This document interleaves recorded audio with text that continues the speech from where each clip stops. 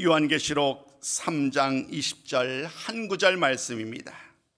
볼지어다 내가 문 밖에 서서 두드리노니 누구든지 내 음성을 듣고 문을 열면 내가 그에게로 들어가 그와 더불어 먹고 그는 나와 더불어 먹으리라.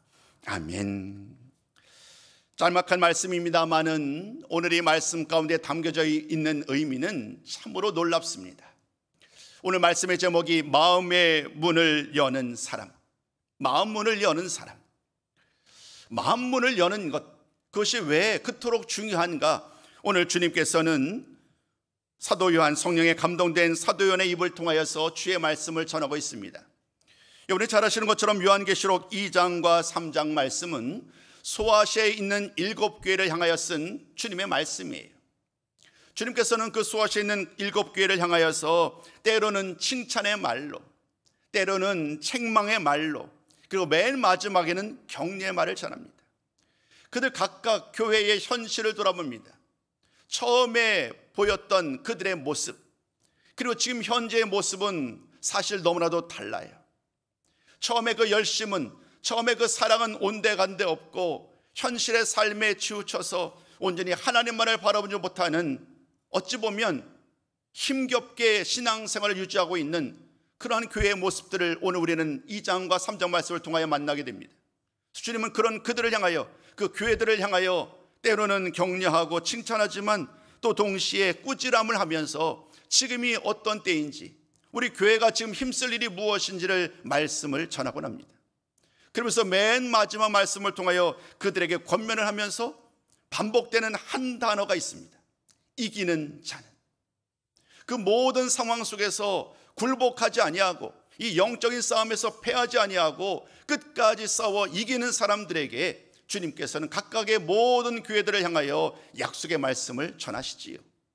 오늘은 그 중에서 맨 마지막 7번째 교회인 라오디게아 교회에 보내는 말씀이에요. 그 중에서도 맨 마지막의 격려의 말씀입니다. 오늘 이 말씀을 순차적으로 7교회에 대한 이야기를 다 전하고 함께 살펴봐야 되겠습니다만은 그러한 기회는 다음에 또다시 있을 것입니다.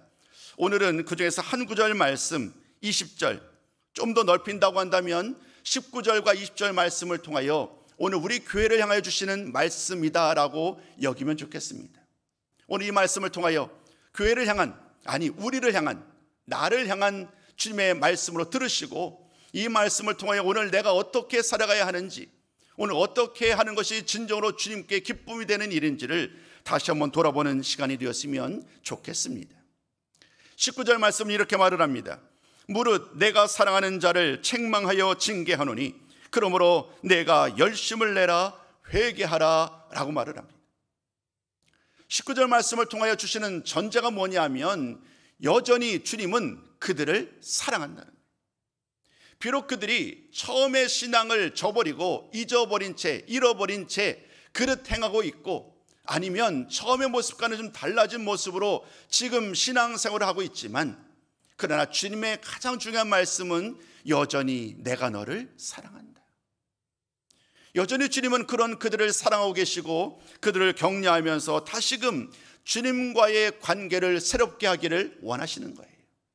그 과정 속에서 19절 말씀은 특별히 그들로 하여금 회개하라, 왜 지금 이와 같은 모습이 있는지 돌아보면서 회개하라는 권면의 말씀이고, 20절 말씀은 그들을 향한 또 다른 관계 개선의 말씀이에요. 새롭게 우리 한번 관계를, 새로운 주님과 백성들의, 주님과 교회의, 주님과 성도들의 관계를 새롭게 만들어보지 않겠느냐라는 은혜로운 초청이 오늘 본문의 말씀이에요. 여러분, 오늘 말씀을 통하여서 주님의 마음을 조금이라도 헤아리는 시간 되었으면 좋겠어요. 나를 향한, 우리를 향한 주님의 마음이 얼마나 깊고 얼마나 놀라운지, 주님의 마음을 헤아리고 더 나아가서 그런 주님의 마음을 온전히 받아들일 수 있는 귀한 시간이 되었으면 좋겠습니다. 오늘 20절 말씀은 우리에게 사실 낯설지 않습니다. 이 말씀은 너무나도 유명합니다.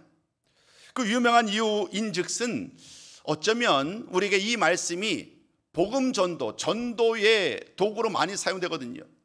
노방전도를 나가게 되고 많은 사람, 예수를 믿지 않는 사람들에게 말씀을 전할 때에 그 내 문을 열라라고 말씀하시는 그 말씀, 오늘 본문의 말씀을 자주 인용합니다.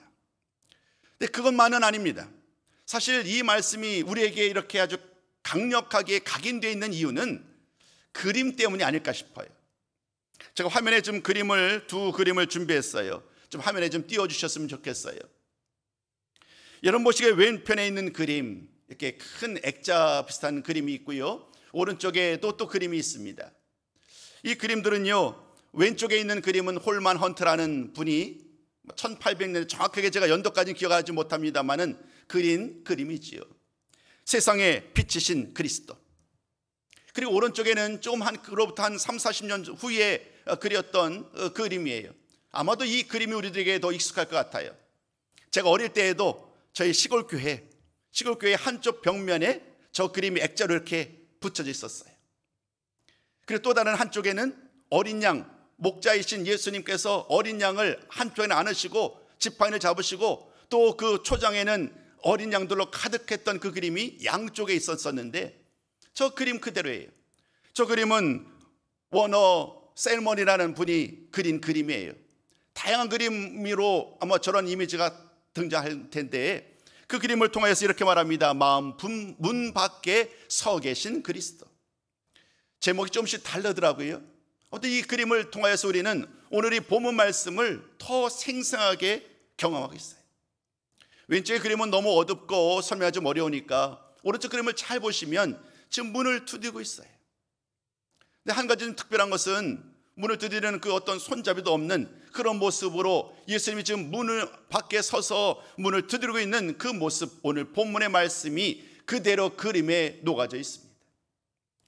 이제 그림을 돌아보시고 이제 오늘 본문을 좀 돌아보셨으면 좋겠습니다. 우리 주님께서 문을 두드린다는 것, 이것이 무엇을 의미할까?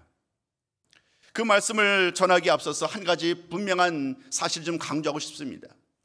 교회가 대부분 이 말씀을 불신자들, 예수를 믿지 않는 자들에게 예수님을 영접하도록 하기 위한 그러한 말씀으로 우리가 종종 사용합니다마는 우리가 이 문맥 속에서 만나게 되는 이 말씀은 사실을 믿지 않는 자들이 아닌 예수를 믿는 사람들을 향한 말씀이라는 사실들을 먼저 좀 기억하셨으면 좋겠어요. 예수님을 온전히 믿고 믿음 안에 살아가고 있지만 무언가 온전함에 이르지 못했던 그 성도들을 향하여 주님이 주시는 말씀이라는 거예요. 오늘 저와 여러분, 우리들을 향한 말씀이라는 사실들을 우리가 먼저 기억하시고 오늘 이 말씀의 의미를 함께 좀 나눴으면 좋겠습니다. 첫 번째 말씀을 드리고자 합니다. 주님은 우리로 마음의 문을 열기를 원하신다는 거예요. 주님은 우리로 마음의 문을 열기를 원하신다는 것. 오늘 20절 말씀에 주님께서 내가 문 밖에 서서 두드리노니라는 이 말씀을 통하여 주님이 말씀하시고자 하는, 주님이 원하시는 가장 중요한 질문은 뭐냐면 그 문을 두드리는 그 소리를 듣고 그 문 안에 있는 사람들, 그들이 그 문을 열어야 한다는 거예요. 이것이 오늘 주님이 원하시는 말씀의 첫 번째예요. 왜 그는 문을 여는 것이 죽도록 중요할까? 오늘 이 말씀을 우리가 좀 아가서 5장 2절 말씀을 통하여서 그 의미를 조금 더 깊게 나눌 수 있을 것 같아요. 여러분이 잘 아시는 것처럼 아가서는 남자와 여자, 혹은 신랑과 신부의 이야기죠. 사랑이라는 주제가 이 아가서 전체를 흐르고 있습니다. 5장 2절 말씀을 보면 신랑이 신부에게 자신이 얼마나 그를 사랑하는지를 직접 표현하면서 얘기를 합니다. 그때 하는 표현이 뭐냐면 문을 열고 자신을 들여보내달라는 거예요. 신랑이 신부에게 말을 합니다. 내가 당신을 너무나도 사랑합니다. 내가 당신을 너무나도 사랑하니 문을 열어주세요. 그 함께 사랑의 아름다운 교제를 나누기를 원하는 그 신랑의 간절함이 그대로 녹아져 있는데요.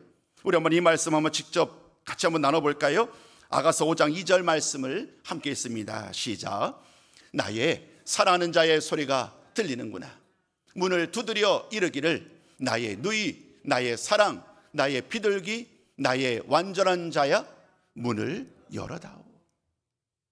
물론 오늘 이 아가서 5장 2절 말씀이 그 모든 의미가 오늘 주님께서 문을 두드리는 것과 동일하지는 않아요. 조금은 그 성격이 좀 다르긴 합니다만은 분명 한 가지 사실은 이 신랑이 신부를 너무나도 사랑하여서 문을 두드립니다. 그리고 문을 열어달라고 간청하는 그 모습 속에서 우리는 주님의 마음을 깨닫게 되는 거예요. 처음에도 말씀드린 것처럼 주님이 동일한 마음으로 동일한 사랑하는 자들을 향하여서 지금 문 밖에 서서 그 문을 두드리고 계십니다. 지금 문 안에 있는 많은 사람들의 상황, 문 밖에 있는 주님과의 모습 속에서 우리가 깨닫게 되는 것은 무언가 모르지만 그 관계가 단절되어 있어요. 함께 교제를 나누지 못하는 그런 모습 속에서 살아가고 있어요. 오늘 우리가 함께 나누지 않았습니다만 라오디게아 교회 그 앞부분 3장 14절부터 시작되는 말씀을 잘 보면 그 교회의 실상을 깨닫게 됩니다. 그들은 참된 신앙에서 떠나 있었습니다. 그들은 세상에 정말 아주 잘 부유한 도시였거든요. 라오디게아가 부유한 도시다 보니까 그들은 세상을 함께 섬기며 세상의 풍요 속에 나도 모르게 빠져든 거예요. 예수님을 만났고 예수님을 믿고 믿음으로 살고 있음에도 불구하고 그들의 마음 한구석에는 세상의 영광, 세상의 풍요, 세상의 물질에 대해서 마음을 빼앗기고 말았어요. 그래서 하나님만이 전부가 아닌 하나님과 더불어 또 세상의 모든 것들을 여전히 내 마음속에 다 담아두고 여전히 주님과 더불어 동행할 수 있다라고 여겼던 사람들, 그 교회가 바로 이 라오디게아 교회입니다. 그렇기 때문에 주님은 이러한 말씀을 통하여서 물질적인 풍요 속에 살면서 부족함 없이 살아던 그들의 실상을 말하는데 우리가 너무나 잘 아는 그들의 실상을 이렇게 말합니다. 차지도 뜨겁지도 않은 신앙. 부족함이 없는 거예요. 오늘은 이것, 내일은 저것을 붙잡으면서 나의 필요를 나름대로 나의 방법으로 나의 능력으로 찾아내는 거예요. 배가 고프면 혹은 돈이 부족하면 혹은 또 다른 여러 가지 많은 문제를 바라보면 주님께로 하나님께로 나오는 것이 첫 번째 우선순위가 아닌 또 다른 나의 방법이 그들에게는 있었어요.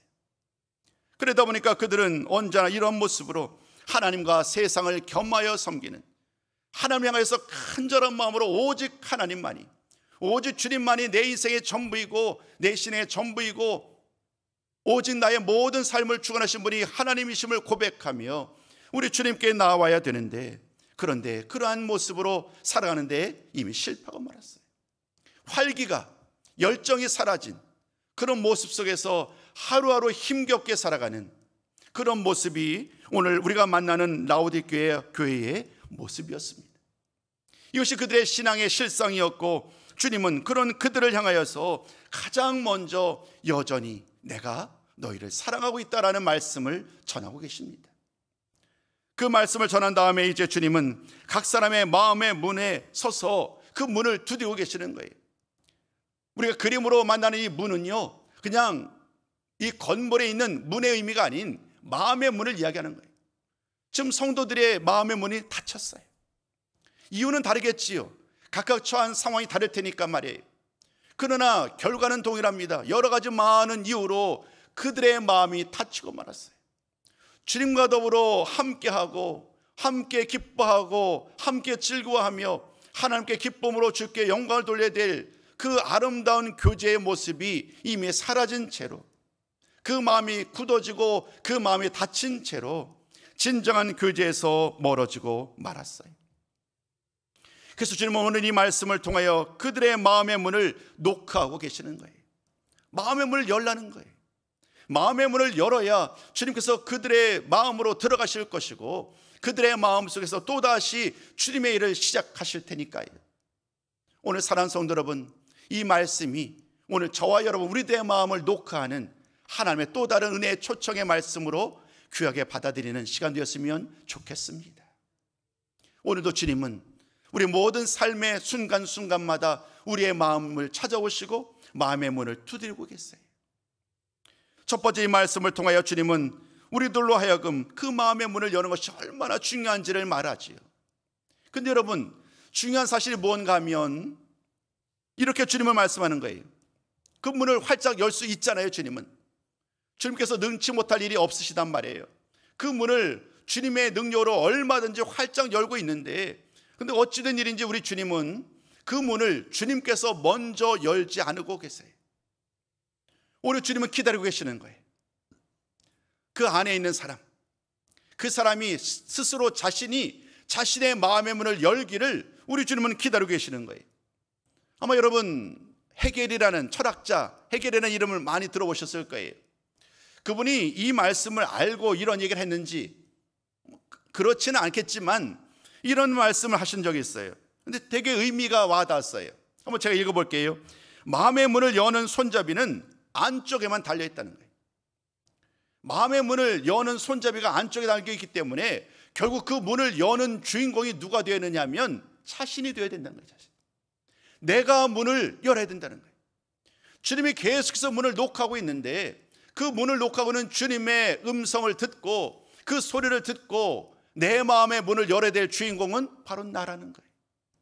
오늘 사랑하는 성도 여러분, 이 말씀이 진정 주님의 음성으로 들어주셨으면 좋겠어요. 주님께서 우리를 향해서 내 마음의 문을 열고 주님과 더불어 함께 귀한 교제, 아름다운 사랑의 교제를 나누기를 원하시는 그 주님의 놀라운 은혜의 말씀을, 그 놀라운 주님의 그 은혜의 사실을 우리 모두 화답하고 마음의 문을 활짝 열고 주님을 맞이하시는, 주님을 영접하시는 우리 모든 손님들이 다 되시기를 주님의 이름으로 축복합니다. 자, 그러면 계속해서 그것이 무슨 의미가 있는지 한번 계속 말씀을 이어가 보도록 하겠습니다. 두 번째 말씀이, 주님은 우리와 풍성한 교제를 나누기를 원하신다는 거예요. 결국 문을 연다는 것, 문을 여는 것이 왜 그토록 중요한가 하면 그 문을 열게 되면 주님과 더불어 모든 성도들이 서로 교제를 나누게 된다는 거예요. 20절 후반절 말씀을 보면 주님께서는 그 이야기를 함께 설명해 갑니다. 문을 연다는 것은요, 나의 마음을 연다는 것은 인격적으로 주님을 받아들인다는 거예요. 이제까지 주님을 영접해 왔고 주님을 나의 구주로 모셔왔고 늘 주님을 섬겨왔는데, 그러나 어느 순간 그런 그 깊은 교제의 섬김의 자리에서 이미 멀어지고 말았어요. 내 마음의 문이 닫히고 말았어요. 그런데 다시금 내 문을 연다는 것은 주님이 나의 구주가 되심, 나의 왕 되심을 인정한다는 거겠지요. 주님이 나의 왕 되심을 인정하면서 이제 주님과 더불어 함께하는 그 놀라운 약속의 말씀이 오늘 분명한 말씀을 통하여서 이야기를 하고 있습니다. 현실의 많은 문제들, 내 마음의 문을 하나씩 닫게 하였던 많은 문제들이 여전히 상존하지만, 그러나 이제는 그 문제로 인하여서 계속해서 마음의 문을 닫아두는 어리석은 자가 되지 말라는 거예요. 오히려 그 모든 문제를 통하여서도 여전히 주님께서는 친히 우리를 은혜의 자리로 인도할 수 있는 분이심을 고백하며 주님께로 나아올 때에 인생의 모든 문제가 해결되고 참다운 주님과의 영원한 교제 자리로 나아가게 된다는 것, 이것이 오늘 주님께서 강조하시는 가장 중요한 말씀입니다. 오늘 20절 후반절 말씀을 잘 보면 문을 열고 들어간 다음의 이야기들을 기록합니다. 오늘 말씀을 보면 이렇게 말합니다. 누구든지 주님의 음성을 듣고 문을 열면 예수님은 그에게로 들어가실 것이요 그와 함께 먹는 교제의 삶을 시작하시겠다는 거예요. 오늘 주님이 원하시는 것은 엄청나게 큰 일이 아니에요. 그와 더불어 먹겠다는 거예요. 그와 더불어 잔치를 벌이고 함께 이야기하면서 온갖 이야기를 주고받겠다는 거예요. 이런 주님의 말씀은 우리에게 사실 새롭지 않습니다.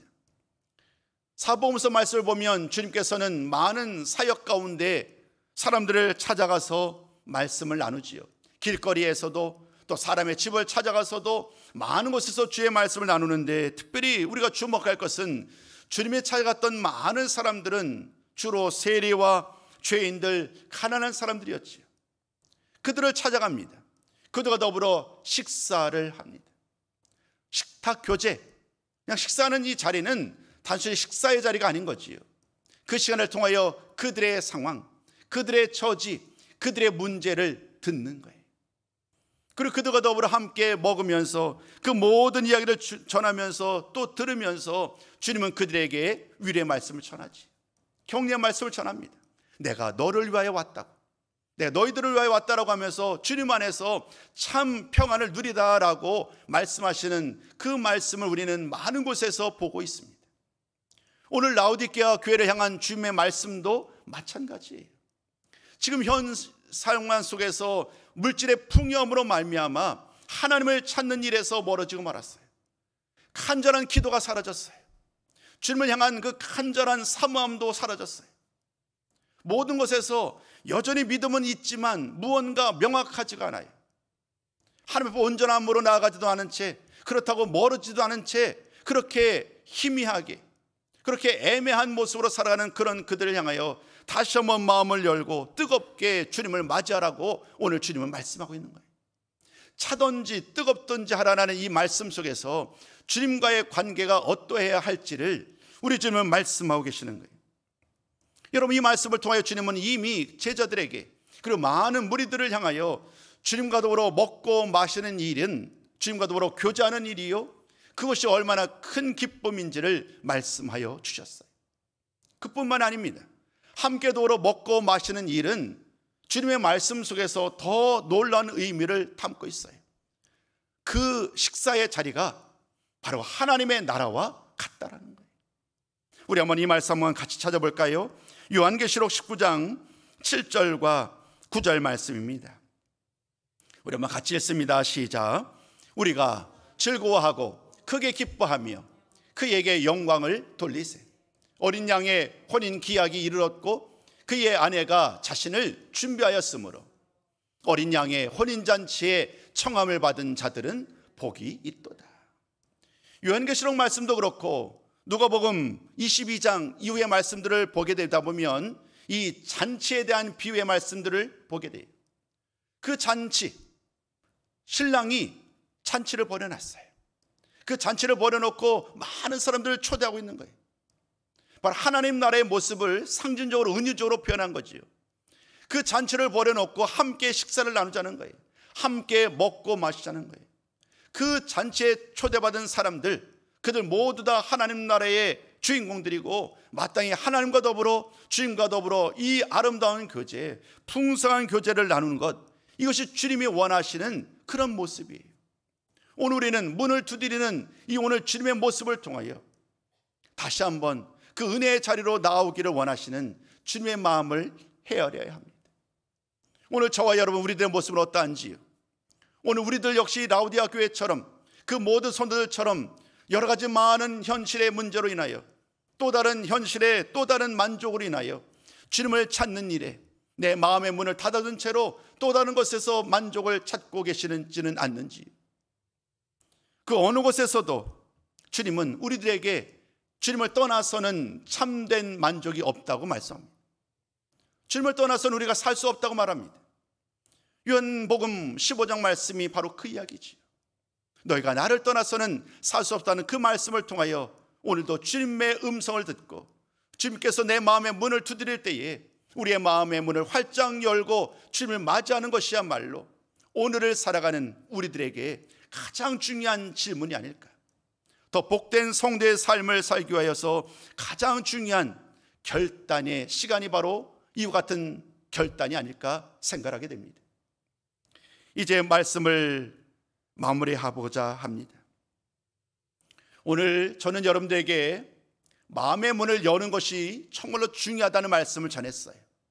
지금도 주님은 우리들의 마음의 문을 두드리고 계시고, 중요한 것은 그 안에 마음의 문을 여는 주인공은 내가 되어야 된다는 말씀도 전했어요.